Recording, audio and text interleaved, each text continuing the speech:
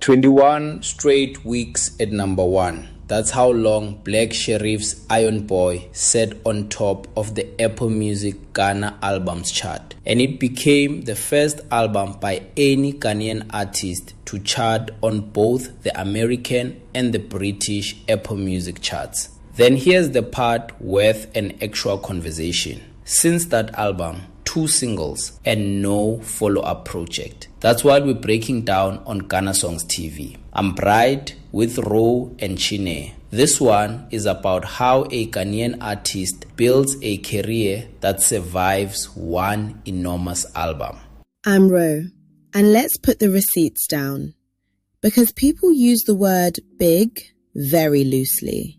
Iron Boy is his second album, out the 3rd of April 2025 through RBA and Empire. Day 1, over 2 million streams, the first Ghanaian album ever to do that.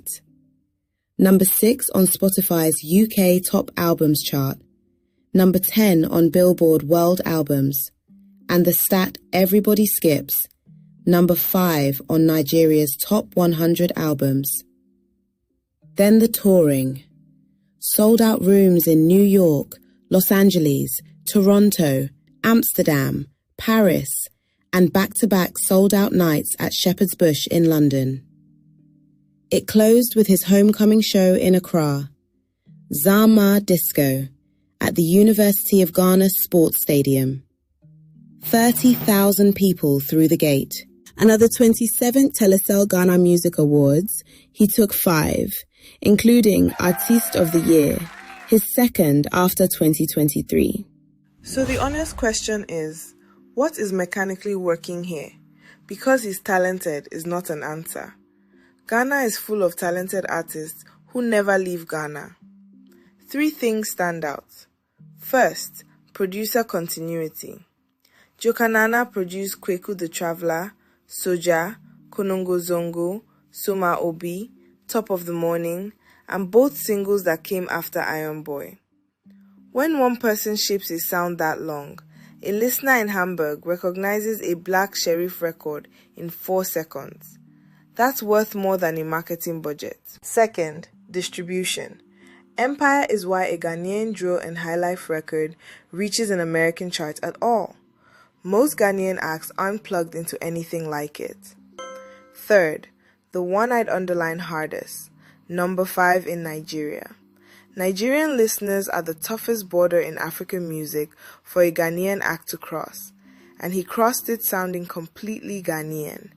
He didn't soften his accent to get there. That fits straight into how I read The Quiet Stretch. I don't think it's a stall.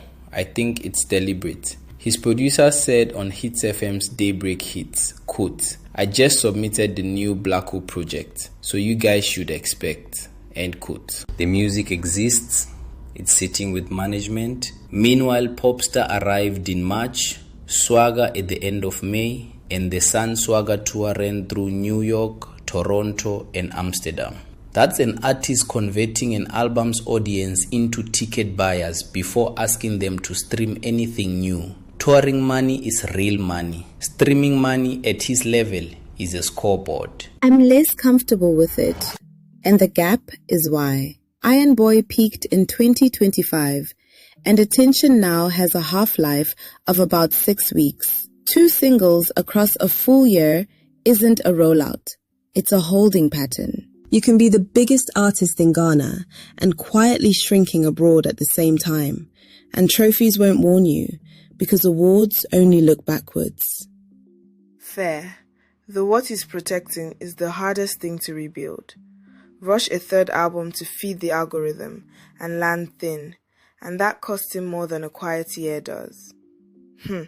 Nobody has ever fixed a rushed album with a good tour. So here's what I'd watch, and it isn't the awards. Does the next project land in Nigeria the way Iron Boy did? And does one song break outside the fan base? Those 2 decide his next 5 years. Tell us in the comments which way you'd bet and subscribe for the breakdown. Ghana Songs TV, catch you on the next one.